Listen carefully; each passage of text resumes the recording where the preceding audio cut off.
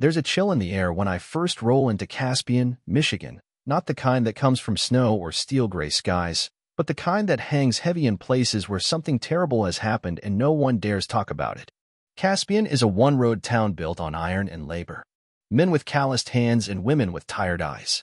Rusted trucks line the narrow streets, and every second house bears the kind of quiet decay you stop noticing if you live there long enough.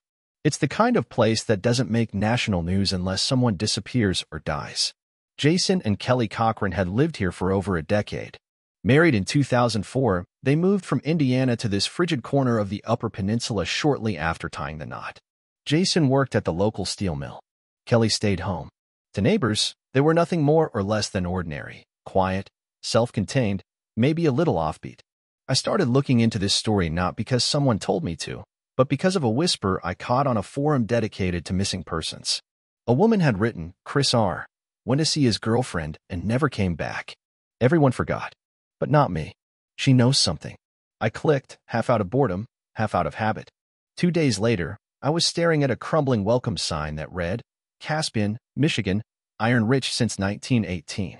Kelly Cochran was born in 1982 in Merrillville, Indiana. Her father was a factory worker, her mother a stay-at-home mom.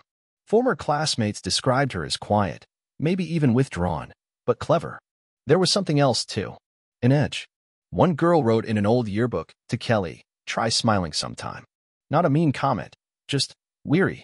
Kelly had a love for biology. She told friends she wanted to be a veterinarian one day. But life didn't go that way. She didn't get into college. Instead, she picked up a job waitressing at a local diner. That's where she met Jason. He was older by a few years, polite, soft-spoken. They married quickly. Too quickly, according to one of her friends. But that's hindsight for you. When they moved to Caspian in 2004, they left behind very little, no children, no extended family to speak of, no solid career roots. Jason found work. Kelly didn't. In a town like Caspian, isolation can fester like an untreated wound. By 2014, she was bored, restless, and, as I would later learn, not faithful. At first glance, there was nothing unusual about Kelly.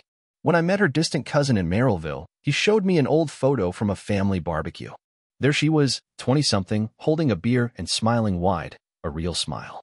She used to be warm, he told me. Then something changed. After she got married. Like she'd stepped into some kind of role and got stuck playing it. Jason, for his part, wasn't the controlling husband you sometimes see in stories like this. If anything, he seemed passive. A man content with routine, clocking in at the mill, coming home to dinner, watching TV in silence. He didn't push back when Kelly grew distant. And when he found out about the affairs, he didn't leave. But he also didn't forget. In October of 2014, Kelly was seeing a man named Chris Reagan. He was 51, a former Air Force officer, recently divorced, and had just moved to Iron River, a town 10 miles north of Caspian, for work. He met Kelly through an online dating site. Their relationship was casual, unassuming. Neither of them wanted anything serious. But for reasons we still don't fully understand, Kelly invited him over one night, and he never came back. When I asked around Iron River about Chris, most people shrugged. Quiet guy, one bar owner told me. Kept to himself. His ex-wife, however, was worried from day one. She reported him missing almost immediately. But rural towns have slow gears, and unless there's a body, urgency is rare. Chris Reagan was the kind of man who didn't just disappear. He was a planner. Structured. Military precision ran through his veins, even after retirement. The type of guy who labeled his storage bins and paid his bills a week early. So when Chris missed a scheduled dinner with his son, people noticed. I drove the 20 minutes from Caspian up to Iron River, following the two-lane highway past frozen lakes and brittle forests. Iron River's downtown is just a few blocks long, with old signs clinging to the facades of tired buildings. It was here, in a modest apartment complex near the edge of town, where Chris had lived. His apartment was still mostly untouched. A former co-worker from the Oldenburg Group, the plant where Chris had worked as a mechanical engineer, met me outside. His name was Daryl, and he looked like he hadn't slept well in weeks. He wasn't the kind to just quit a job without notice, Daryl said. That wasn't Chris. According to Daryl, Chris had given 2 weeks' notice in early October 2014. He was planning to move to North Carolina for a new job and a fresh start. He said Iron River was too small, Daryl told me. Too quiet. Not enough life. But Chris never made it to North Carolina.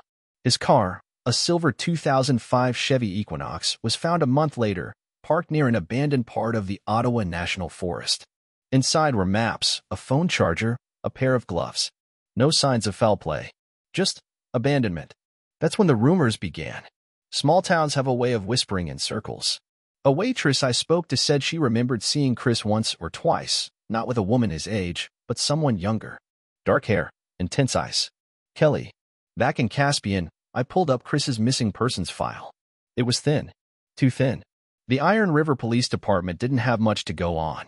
There were no known enemies, no signs of robbery or struggle. Just a man who stopped answering his phone and vanished into the woods. But I couldn't shake a comment I heard from Chris's ex-wife, Terry O'Donnell. I met her at a cafe in Marquette, 2 hours east of Iron River. She wore a parka over her scrubs, she worked as a nurse, and kept glancing over her shoulder, like she still didn't trust the world to leave her alone. I knew something was wrong the moment he didn't text back, she told me. We weren't married anymore, but we were still close. Friends. He would never disappear like that. Never. I asked her if Chris had mentioned a woman, someone new. She nodded slowly. He said he met someone. Said it wasn't serious. Just company. He didn't say her name. But he said her husband didn't know. That changed everything. Because now, instead of a lonely man vanishing into the woods, I had an affair and a jealous husband in the background. Jason Cochran. I drove back to Caspian and stood outside the Cochran house again. It was empty now, foreclosed after Jason's death and Kelly's arrest. But neighbors still remembered.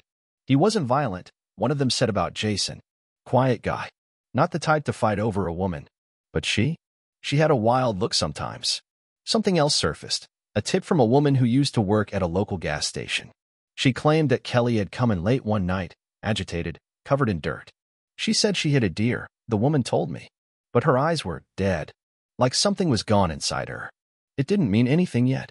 But I was starting to feel the shape of something bigger, something colder. I went to the Iron County Sheriff's Department and spoke with one of the deputies who had been on the original missing persons case. He agreed to meet me off the record. We didn't have anything concrete, he admitted.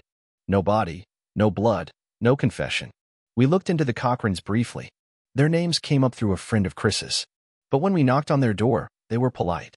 Kelly said she hadn't seen Chris in weeks. No one pushed further. And yet, Chris's phone records placed him near the Cochran home the night he disappeared. That never made it into any official report. At least, not the ones that were public. Why didn't you pursue it? I asked. He hesitated. We didn't have the manpower. You need more than suspicion. But suspicion was growing. Back in Iron River, Terry O'Donnell kept pushing. She handed out flyers, posted online, kept pressure on the case. She even hired a private investigator, but he turned up nothing. By December 2014, the case had gone cold. And somewhere in Caspian, Kelly Cochran carried on with her life like nothing had happened. In fact, she got bolder. Later records would show that Kelly had accessed Chris's Facebook account after his disappearance, posting comments, responding to messages, making it seem like he was still around. His car had been moved several times in the weeks after he vanished. Once, it was spotted near a trailhead. Another time, parked behind an abandoned building. Each time, the trail grew colder. But the truth doesn't stay buried forever. As winter melted into spring, cracks began to form in the story Kelly had spun. Jason, her husband, began to drink more. A lot more. Neighbors heard shouting from inside the house. Jason stopped showing up for work. Something was unraveling. And though the rest of the world had forgotten about Chris Reagan, his name lingered like a ghost in those woods. So did his blood. We just hadn't found it yet. By the end of 2015, Caspian had returned to its usual rhythm. Silent streets, frozen lakes, a kind of numbness only northern winters can bring. The disappearance of Chris Reagan had become a ghost story, a half-told cautionary tale murmured over coffee or passed in whispers outside the post office. He had vanished. Case closed, if not officially, then emotionally. Life went on. Until Jason Cochran died. December 2015. A 911 call came in from the Cochrans' home. Kelly's voice was trembling, emotional. She told dispatchers her husband wasn't breathing. Said he'd been depressed. Said he'd overdosed. The emergency team arrived within minutes. Jason was found on their bed, pale and still. No needle in sight. No vomit. No chaos. Just silence. Too clean. Kelly sat on the couch in a blanket, her face streaked with tears. He was drinking again, she told the officers. He'd been depressed for months. Ever since we moved here. I couldn't get him to stop. She spoke like a woman in mourning, soft, broken, performative. She even handed over a list of his supposed medications and antidepressants. At first, no one questioned her. The coroner's report, however, did. Jason Cochran's toxicology panel came back mostly clean. Traces of a sedative, yes, but not nearly enough to kill him. What was noted, however, were marks on his neck. Subtle, almost imperceptible bruising around the larynx. Consistent with manual strangulation. That was the first real crack. The official cause of death was listed as undetermined, but internally, the Iron County coroner raised flags. Something wasn't right. Jason had no history of drug abuse. No signs of recent emotional breakdown. What he did have, though, was a dead man's silence. And a wife who seemed oddly composed once the tears stopped. The police were slow to respond. No crime scene was taped off. The house wasn't sealed. No evidence was collected. Jason was cremated within days. But I had a hunch, a gnawing, stubborn feeling that the Cochrans weren't victims of tragedy. They were its architects. I returned to Caspian in early 2016, this time with a clearer sense of what I was chasing. Kelly still lived in the house. She wasn't hiding. In fact, she seemed more confident than ever, going out more, chatting with neighbors, even flirting with men at the local bar. Grief wasn't in her vocabulary. I spoke to one of Jason's former co-workers at the steel mill. He asked that I not use his name. He started acting weird around mid-2015, the man told me. Wouldn't talk. Looked sick all the time. One day he came in hungover and just sat there. Didn't say a word. At lunch, he told me, I made a mistake I can't fix. That's all. Jason was cracking. Whatever had happened the year before, with Chris Reagan, was eating at him. I believed then, and still do, that he never wanted to kill anyone. He was led there by someone darker. By Kelly. I requested public records tied to both deaths, Chris Reagan's and Jason Cochran's. It took some digging, some polite pressure, but I managed to find an internal note from one Iron River officer. Subject: Reagan last seen at Kelly Cochran's residence. No follow-up due to lack of warrant. That was the second crack. So I reached out to Kelly directly.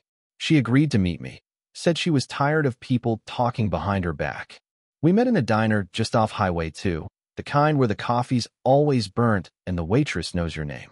She wore dark eyeliner, a black coat, and that strange half-smile you sometimes see in people who think they're smarter than everyone else. She lit a cigarette before I even asked a question. You think I killed my husband? She said, blowing smoke across the table. Go ahead. Ask. Everyone else already has. I stayed calm. I asked about Jason's mental health, about Chris Reagan, about the timeline. She leaned forward. Let me ask you something, Carter. Do you believe people are capable of just snapping? It was a loaded question, and one she'd clearly asked herself many times. After the interview, I drove back to the Cochran's house. It had changed. The curtains were drawn. No lights on. The grass, even under the snow, looked untended. But I noticed something strange. In the backyard, a burned barrel. Rusted and blackened at the rim. Neighbors had mentioned it before. They were always burning stuff, one said. Even when it didn't make sense. Middle of the night sometimes. It stuck with me. Because when people want to erase something, they burn it. The break came in March 2016. Acting on a new tip, police reopened the investigation into Jason's death and re-examined the scene. This time, they were looking for more than pills or alcohol. They looked under the floorboards, in the walls, behind furniture, and finally, in the basement, they found blood. Traces of it, dried and mostly cleaned, but not enough to fool forensic testing. It matched Chris Reagan. It had been there the whole time. And just like that, everything unraveled. Kelly was arrested shortly after. Calm. No resistance. When they cuffed her, she said, "It's about time." I was standing outside the jail the night she was booked. Flashing lights, reporters from bigger networks, a chill wind moving through the street like an omen. But I wasn't watching the cameras. I was watching Kelly. She looked right through us, her smile razor thin. The mask had finally slipped. And what lay beneath it was more terrifying than any monster I'd ever chased.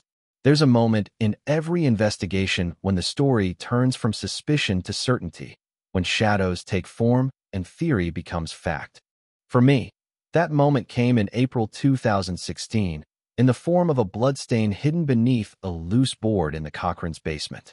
By the time forensic teams finished processing the house, what they uncovered painted a picture of unimaginable brutality, not a moment of rage, but a premeditated act of cruelty disguised beneath a quiet, suburban marriage. Chris Reagan's DNA was confirmed in multiple areas of the house. Most of the traces were faint. Someone had made a real effort to clean up, but under the floorboards, behind a heavy shelving unit, and most tellingly, in the drains, there were remnants of a crime too gruesome to forget. Investigators also found something else: fragments of human bone and charred tissue in the ashes of a backyard burn barrel. The bone was porous, brittle, exposed to extreme heat. When matched against Chris Reagan's dental records, the results were undeniable. Chris hadn't gone missing. He had been murdered, dismembered, and burned. The timeline came into chilling focus. October 27, 2014, the last known day Chris Reagan was alive. He texted Kelly Cochran around 6:45 p.m. He was heading over to her house. He believed, as he had several times before, that it would be another casual visit. Possibly sex, maybe dinner, nothing out of the ordinary. But this time, Jason Cochran was waiting. Later, during questioning, Kelly would offer a vague account. That Jason had discovered her affair, that he had forced her to lure Chris to the house, that she was scared, that she had no choice. But the evidence contradicted her. Jason didn't force her. He may have threatened, he may have cried, but the decision was joint. And perhaps more chilling, Kelly helped. She participated in the killing, then actively assisted in disposing of the body. This wasn't a moment of panic. It was days of calculated effort to erase another human being. She kept Chris's phone active. She responded to messages from his friends. She moved his car multiple times to confuse the investigation. She used his social media to make it look like he was still alive. And when people began to forget, she let him fade like a deleted file. But not everyone forgot. Chris's ex-wife, Terry O'Donnell, refused to let the case die. Her persistence and eventual media attention applied pressure on law enforcement. And when Jason Cochran began to drink himself into numbness, cracks formed in the lie they'd both built. According to interviews conducted after Kelly's arrest, Jason had grown distant, afraid. He told one friend, the same one from the steel mill, that he couldn't sleep without seeing his face. Another neighbor remembered him showing up at their door one night, glassy-eyed, asking, "Do you think someone can go to hell for silence?" It was guilt that killed Jason, in the end. Not drugs. Not an accident. Kelly, ever the manipulator, had tried to disguise his death as an overdose.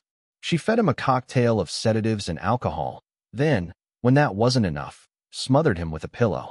The strangulation bruises were small, but real. The coroner caught them. That was her mistake. During interrogations, Kelly's story shifted constantly. At first, she denied knowing what had happened to Chris. Then she blamed Jason entirely. Then, slowly, she admitted her role. Piece by piece. Never all at once. She confessed to helping clean the crime scene, to dismembering the body with a power saw, to burning the remains over several nights while Jason cried in the bathroom. She described the way Chris looked when he died. Calm, confused, unaware of what was happening until the final second. She spoke about his blood, about the noise the saw made, about how it was messier than I thought. It was the casual tone that broke me. I've spoken to killers before. Men who snapped. Women who poisoned. But this was something else. There was no immediate gain. No self-defense. No revenge. Only power. Only control. She did it because she could. And after Jason died, she was free of the only person who could have testified against her. But she miscalculated two things. First, the stubbornness of a grieving ex-wife. Second, the law of entropy. That lies unravel, no matter how tightly they're wound. In the months that followed her arrest, investigators scoured every inch of her past. They found journals, half-burned letters, strange drawings. There were notes written in code, phone numbers with no names. One chilling entry read simply, "He begged me not to, but I was already too far gone."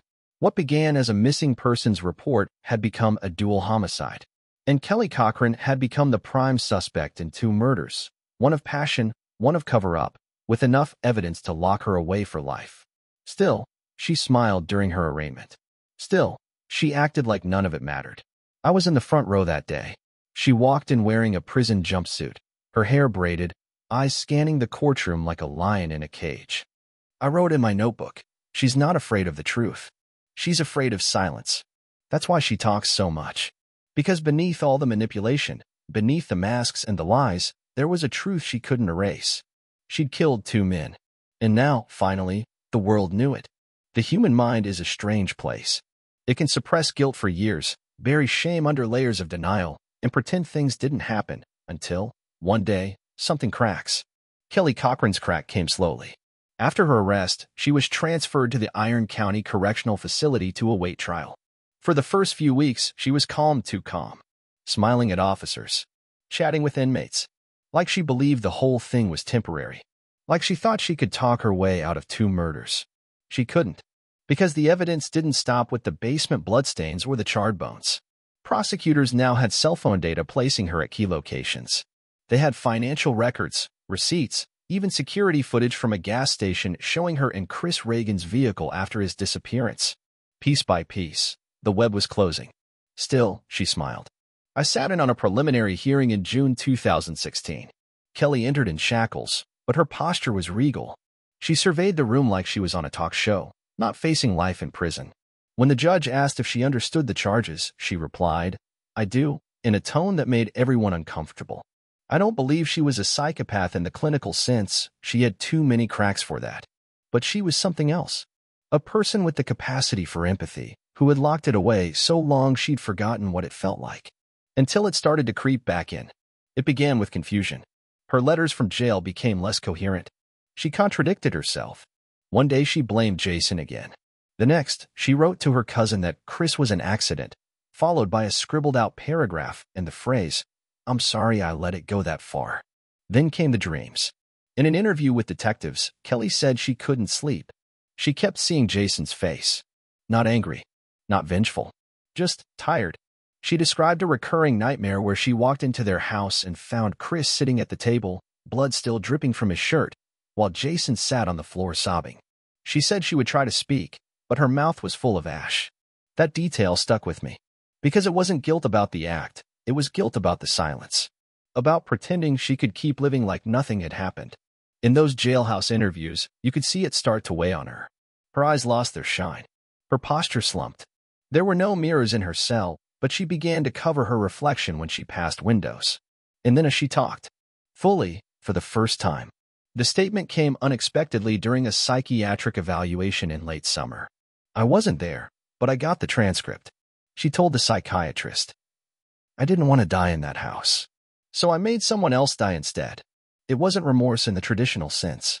It was an admission that she had reached a point where her own pain mattered more than someone else's life. Jason, she said, had failed her by being weak, by threatening to go to the police, by reminding her of what they'd done. Chris, she claimed, was never supposed to die. He walked into the trap, and I didn't stop him, she said. That's how she described it. A trap, set by Jason, executed by both of them, and left to rot in the woods and in memory. Kelly's public defender tried to argue diminished capacity, emotional stress, mental health decline, trauma from a dysfunctional marriage. But prosecutors didn't buy it, and neither did I, because there's a difference between being broken and being dangerous. And Kelly Cochran was both.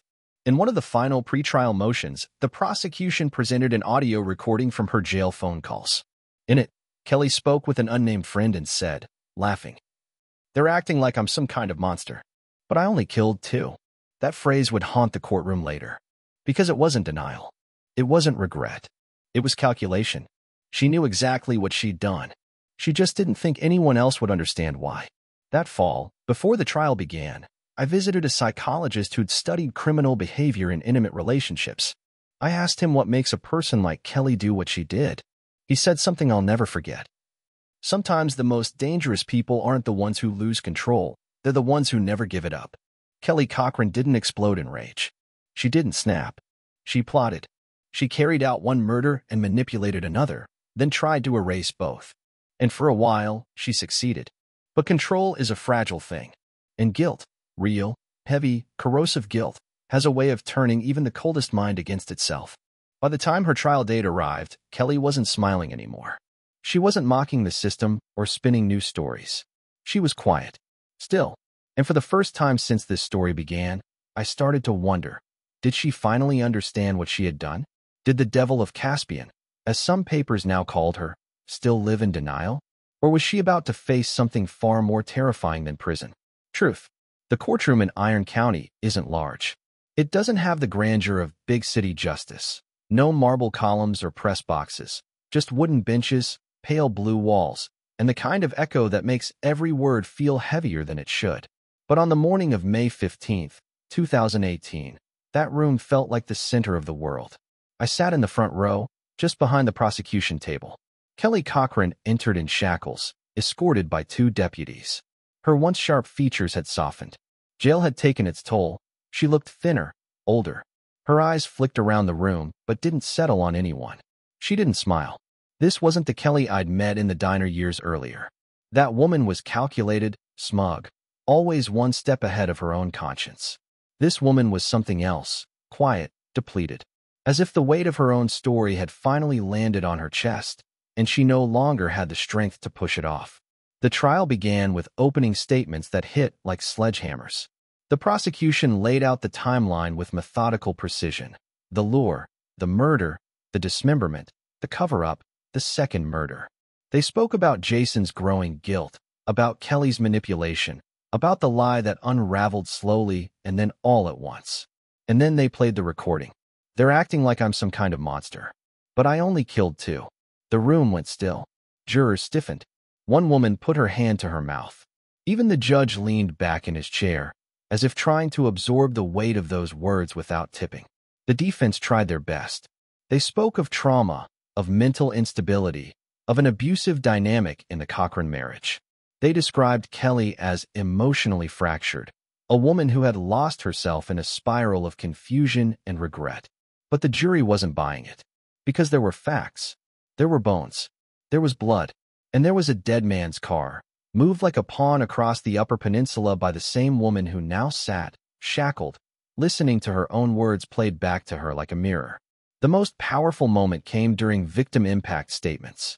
Chris Reagan's son stood up, tall, composed, his voice shaking just once, and told the room that his father had taught him how to fish, how to tie a tie, how to respect women. He looked straight at Kelly when he said, "You took the last good man in my life. You didn't just end him. You erased him." Kelly didn't look up. She didn't cry, but her hands were trembling. Then came Terry O'Donnell, Chris's ex-wife, the woman who'd never stopped pushing, never stopped believing that something horrible had happened. "I knew," she said. "From the beginning. I knew you were lying. And now the world knows too." But the moment that truly pierced the courtroom didn't come from the victims' families or the attorneys. It came from Kelly. She was offered the chance to speak before sentencing. For a long moment, she sat frozen, staring at her hands. Then she stood, unsteady, and walked to the microphone. "I'm not here to ask for forgiveness," she began, her voice low. "Because I don't deserve it." Silence. "I ruined everything I ever touched. I killed 2 people, and I've been killing myself in pieces ever since." Her voice cracked then. It was the first time I'd heard anything resembling real emotion from her. "I thought I was in control," she said. "I thought if I could clean it up, lie enough, fake enough, I could make it go away.